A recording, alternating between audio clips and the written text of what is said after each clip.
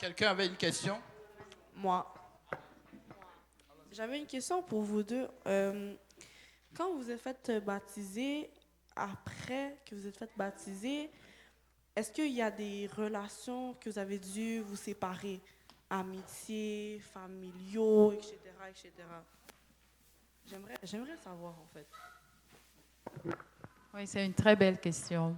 Une très, très belle question. Et c'est la meilleure, je dirais même. Ben oui, beaucoup de frustration. Il y a eu beaucoup de censure aussi. Parce que ça se fait naturellement, tu ne te rends même pas compte. Mais au début, il y avait les tensions.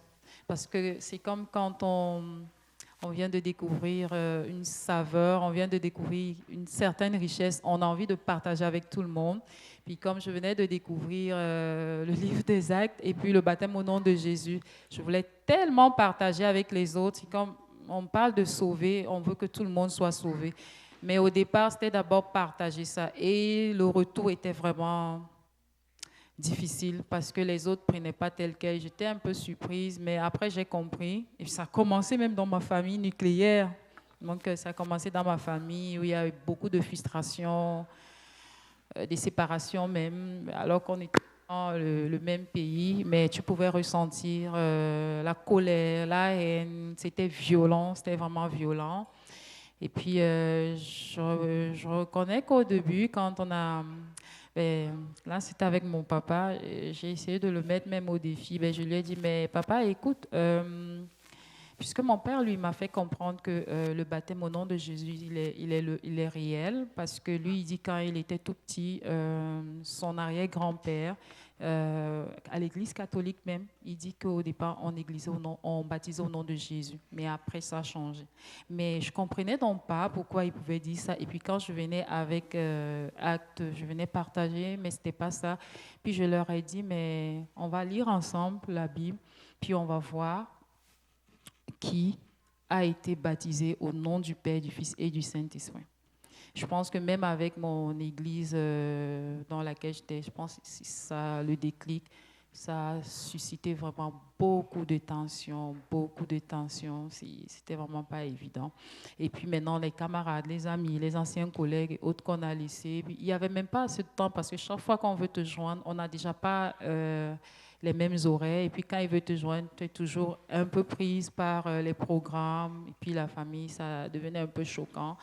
J'ai beaucoup reçu, genre, tu penses que tu es la première à connaître l'Éternel. Tu connaissais déjà le Seigneur ici, mais pourquoi tu veux faire comme si là-bas c'est assez spécifique et tout? Mais après, je pense que c'est juste l'ennemi qui mettait cela, soit pour décourager d'un autre parti, soit pour moi-même me décourager. Parce qu'à un moment donné, je suis à plus de 10 000 kilomètres de mon pays et de ma famille, mais je me retrouvais seule juste à cause de cette parole-là, même avec ceux qui connaissaient déjà le Seigneur, dont pentecôtistes et autres. Et même avec mon église du Cameroun, il y a eu une scission avec certains jusqu'à aujourd'hui.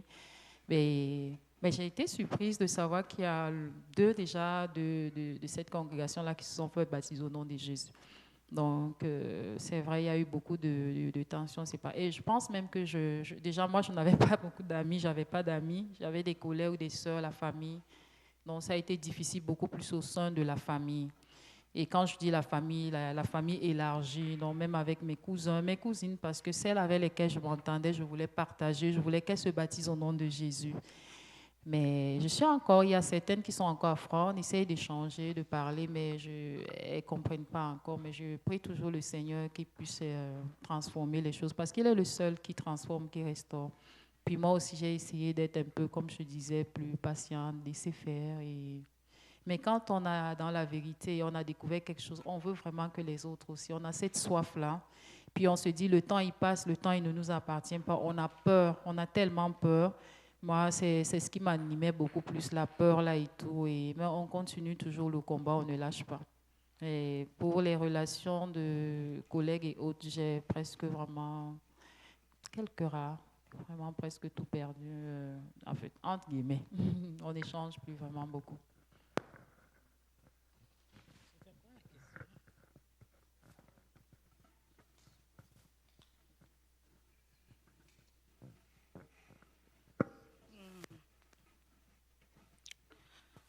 C'est sûr que les amis qu'on avait avant, bon, vous savez, quand on a des amis, c'est comme, on a un réseau d'amis, on se retrouvait dans les fêtes, on se retrouvait dans des sorties, oui, parce que on était dans le monde, donc on commence à réduire les sorties,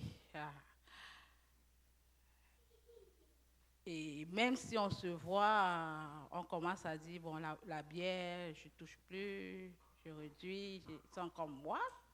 Qu'est-ce qui t'arrive? Donc, ce qui fait que quand on se retrouvait, oh, j'ai je peux dire mon frère, on s'est rencontrés quand j'habitais à Côte-des-Neiges, là.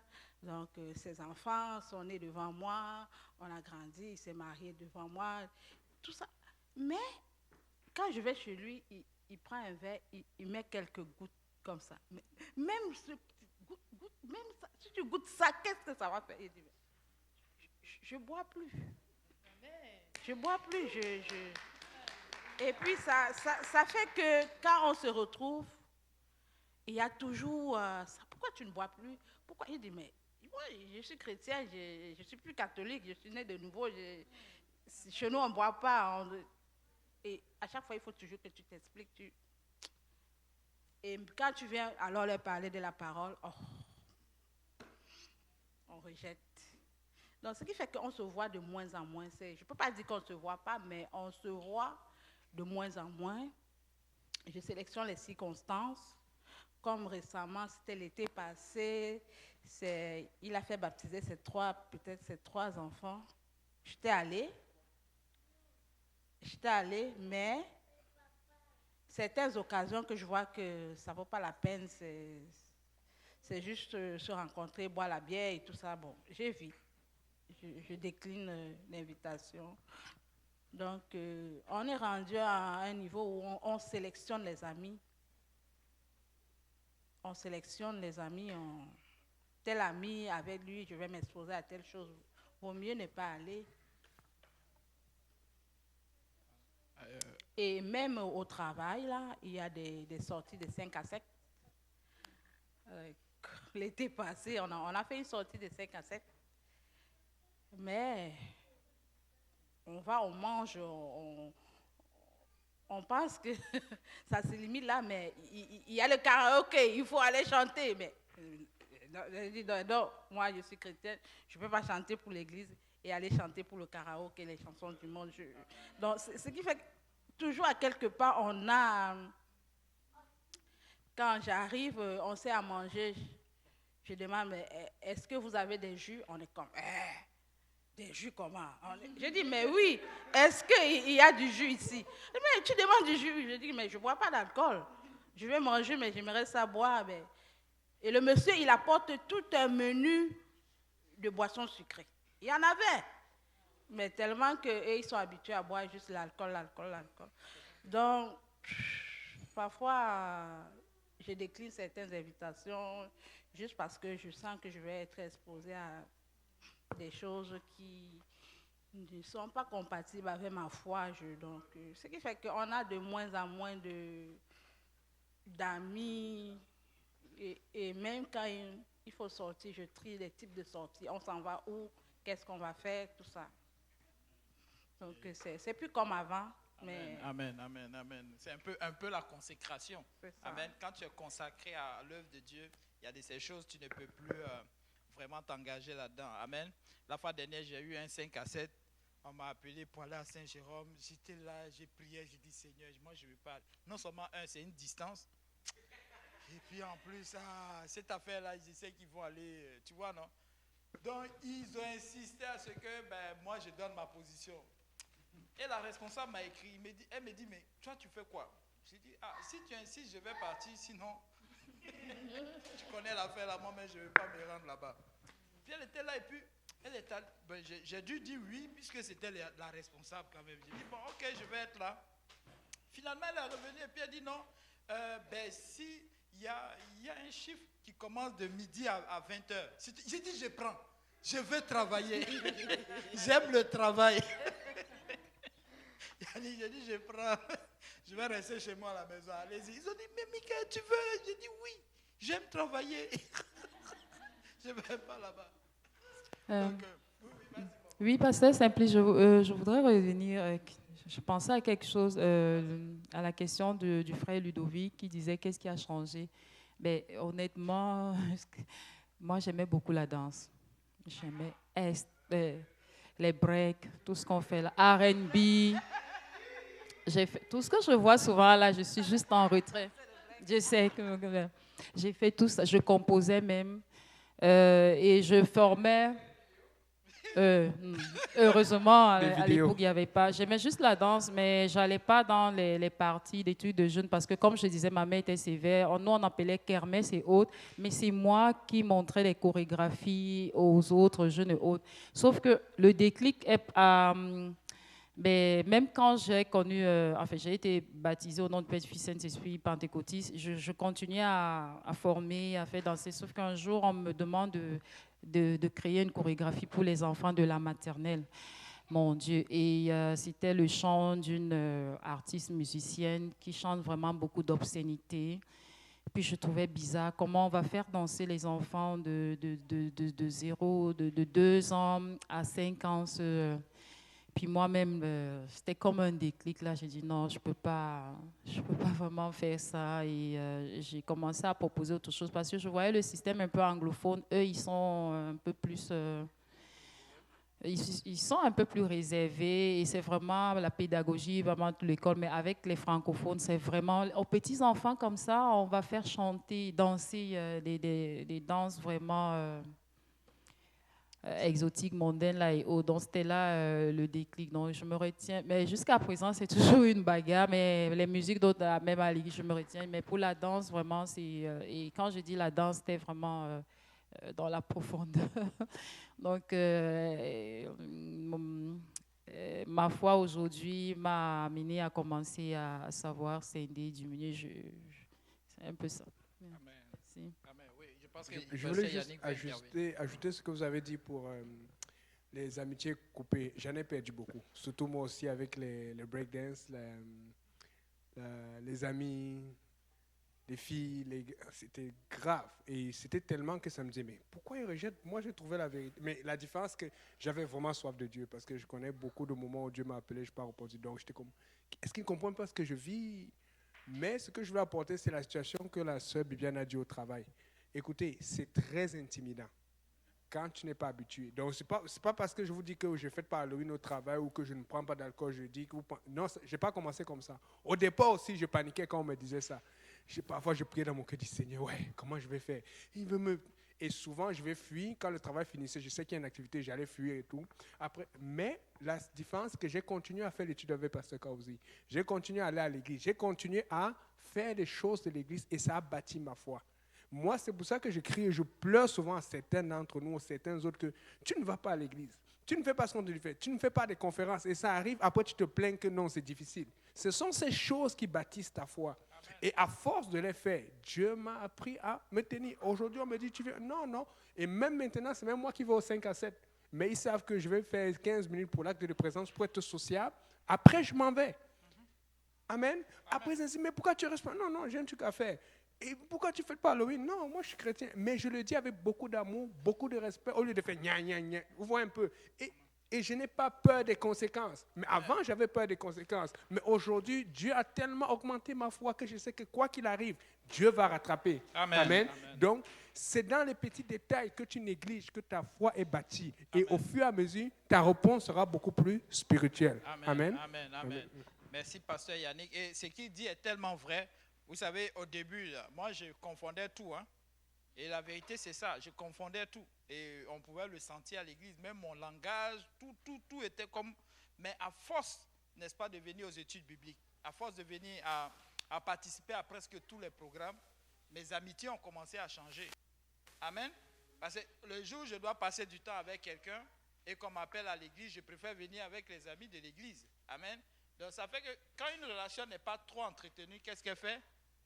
Elle perd sa valeur, elle perd sa puissance sur toi. Donc tu n'as même pas besoin de dire non à quelqu'un. Moins tu le fréquentes, plus il va regarder ailleurs. Plus tu le fréquentes, plus il va regarder encore à toi. Amen. Et c'est tout à fait ça. Et c'est une bonne chose. Moi, j'ai une dernière question à la sœur Bibiane. Peut-être que ça va rebondir sur la sœur Yolande aussi. Amen. Maman Yolande. Oui. Ok, amen. Maman Yolande. Maman Bibiane. Tu nous as parlé un peu de la rigueur de ton père. Amen. C'est vraiment, quand tu parles là et puis on te voit, on sent que vraiment il avait un poids, c'était vraiment important. Donc, tu ne pouvais pas faire beaucoup de choses. Mais je ne sais pas, mais je vais quitter un peu l'hôtel, je vais venir ici. Ça va être une question un peu dure, un peu bizarre, mais on a besoin de savoir un peu. Quand tu as commencé à avoir tes premières relations, c'était quand tu connaissais ton père ou c'est quand ton père était encore vivant ou après? C'est-à-dire ce qu'on appelle copain-copine.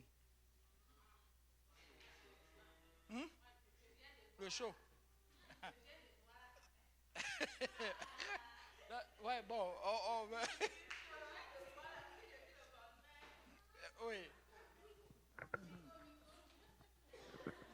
En fait, la question, l'objectif, c'est de voir un peu la pression que chaque autorité a sur toi. En fait, je veux voir. Est-ce que quand ton père était encore vivant, est-ce que tu avais, malgré son autorité, tu brisais des barrières ou c'est lorsqu'il est...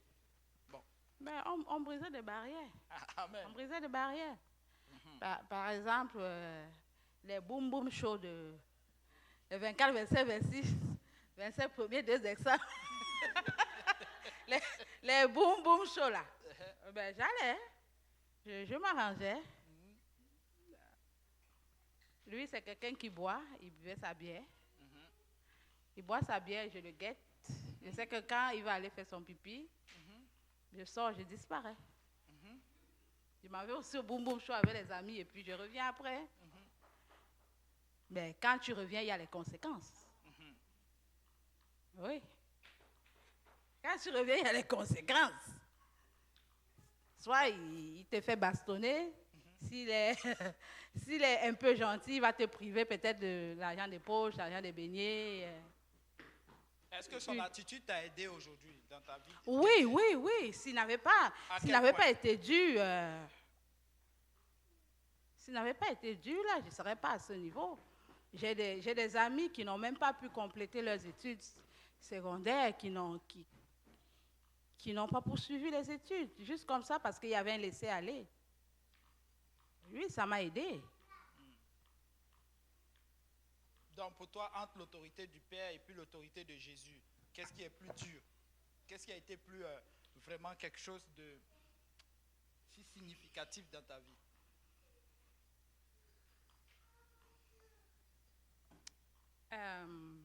L'autorité du Père, ça va avec l'éducation. Si tu n'es pas bien bâti dans ton éducation, ben, ta vie future, là, tu vas te retrouver peut-être sans diplôme. Tu vas être comme on dit, tu vas rater ta vie. Je sais que l'autorité qu'il avait sur moi, c'était dur, mais ça m'a aidé. Je rends grâce à Dieu pour ça. Donc, avec Jésus, tu retrouves toute cette autorité, l'autorité du Père, l'autorité de Christ, l'autorité de la parole dans ta vie, et ça bâtit quelque chose en toi. Oui, on ne peut pas être juste comme ça, là. Il faut des garde-fous. S'il n'y a pas de garde-fous, là, on va se fracasser le visage. Amen. C'est ça. Amen. Amen. Est-ce qu'on peut se lever? Est-ce qu'on peut battre des mains pour nos sœurs, la sœur Bibiane, la sœur Yolande? Merci beaucoup. Donc, maintenant, vous connaissez une bonne partie de leur histoire. Quand vous les voyez, allez les voir, allez communiquer, posez d'autres questions. Hein, Carly? N'oublie pas. Et c'est parce qu'elle avait des questions spécifiques pour certaines choses qu'elle vit. Amen. Et puis, ce que je voulais ajouter, c'est donc, on ne renie pas l'autorité des parents. On ne renie pas l'autorité de nos professeurs ou l'autorité de nos anciens pasteurs. Parce qu'on s'est rendu compte que Dieu les a utilisés pour nous amener à une certaine vérité. Amen. Le problème, c'est qu'alors qu'on arrive pour aller plus loin, on ne va pas plus loin. Et c'est là où Dieu va nous avoir. Quand tu rentres regarde, elle a dit ceci. Elle a dit, elle voulait tellement aller fêter. Elle savait qu'il y a les conséquences, mais elle est quand même allée fêter. Là, maintenant, tu veux aller faire la fête du Saint-Esprit à l'église. On te stresse, mais tu ne vas pas. Tu étais prêt à prendre les conséquences dans le monde pour ce qui n'est pas bon. Tu n'es pas prêt à prendre les conséquences pour ce qui est bon. Parce que si jamais tu es jugé pour ce qui n'était pas bon, Dieu va dire, bon, c'est sûr qu'on te force, on ne te laissait pas le choix, mais tu n'as pas quand même fait ce qui est bon. Mais là, maintenant, tu fais ce qui est bon, mais il faut payer le prix. Paye le prix. Amen. Donc, on n'est pas en train de rejeter tout ce que Dieu a fait, parce que c'est ça qui nous a aidés. Je vous ai raconté cette histoire, je vais encore la raconter. Mon père avait l'habitude de m'amener au tennis à une certaine heure, je ne sais plus si c'était le week-end ou le samedi, et j'étais tellement habitué à cela. Un jour, je me réveille, je pense que je me suis trop endormi, je ne comprends pas ce qui s'est passé. Je me réveille, je ne le vois pas, il est parti. Moi, je ne pouvais pas laisser ça. J'avais le choix, je pouvais rester à la maison, jouer avec mes amis, jouer avec les frères, ou je pouvais rester à la maison, regarder la télé, comme les gens faisaient. Mais j'étais tellement habitué à cette pratique qu'il m'a donnée, qu'au lieu de perdre mon temps, et jusqu'à aujourd'hui, je remercie mon père pour cela, parce que c'est ça qui me donne la discipline pour le sport, pour garder la santé et tout ça là. Amen. Et ça me permet de mieux servir le Seigneur. Ce jour-là, j'avais tellement fait le chemin avec lui, en voiture. Jusqu'à aujourd'hui, je me demande comment. Je ne vais jamais oublier le regard de mon père, je suis arrivé. J'ai pris la route. J'ai marché. Je savais qu'il faut faire attention quand tu traverses la route. Je me rappelle, j'étais très jeune. Je pouvais avoir 10 ans ou je ne sais plus quel âge. J'ai pris ma raquette. J'ai pris ma route. Je suis arrivé au terrain. Je savais son heure à laquelle il entraînait. Et quand il finissait d'entraîner, il m'entraînait. J'arrive au terrain. Je suis sûr que j'ai dû marcher entre 30 minutes et 1 heure. Parce que c'était long. Mais j'allais doucement. J'ai resté tranquille. Pour moi, ce n'est pas normal. Il a oublié de me prendre. Je ne vais jamais oublier le regard qu'il m'a dit, mais c'est quoi l'enfant-ci là? Tu as fait comment? Il ne m'a pas puni, il n'a rien fait. Il m'a seulement ramené après. On a joué. Et j'étais content. Et ce qui est bizarre, c'est que quand je reprends en arrière, je ne me rappelle pas une seule fois où il m'a critiqué pour cela. Pourtant, je n'ai pas bien fait. Je suis sorti, je n'ai pas dit à ma mère, je suis parti en catimini. Mais une chose est bonne. Il a compris que quand l'heure du tennis est arrivée, prends-le une fois. Si tu ne le prends pas, dis-lui clairement que vous ne partez pas. Amen. Et ça m'a aidé jusqu'à aujourd'hui. Mais aujourd'hui, il est dans une autre église qui n'est pas dans la vérité. Je le dis ouvertement à mes frères et sœurs. Mais n'empêche qu'il y a quand même des valeurs qui m'ont inculquées qui sont très bonnes. Amen. Donc Dieu appelle quelqu'un à aller plus loin. Va plus loin. Nous tous, nous avons des parents qui nous aiment. Ils vont tout faire pour que tu réussisses financièrement, dans ton mariage, dans tes activités, dans tes amitiés. Mais tu as un Père céleste qui veut encore que tu ailles encore plus loin, que tu réussisses spirituellement. Amen. On va prier. Seigneur Jésus, que ta main soit sur nous. Nous voulons réussir spirituellement ici aujourd'hui. Nous voulons que tu nous touches, nous voulons que tu nous formes et que tu nous fortifies. Seigneur, tu es saint, Seigneur, tu es Dieu, Seigneur. Nous évoquons ton sang précieux. Merci pour ce service. Merci pour ta présence. Merci, Seigneur, pour tout ce que nous avons entendu et compris aujourd'hui. Nous prions que tu nous bénisses et que nous rentrons tous sains et saufs avec force et puissance. Que ta main soit sur chacun d'entre nous et que nous grandissions au nom de Jésus. Que tout le monde dise au nom de Jésus. Amen. Est-ce qu'on peut battre des mains pour le Seigneur? Amen.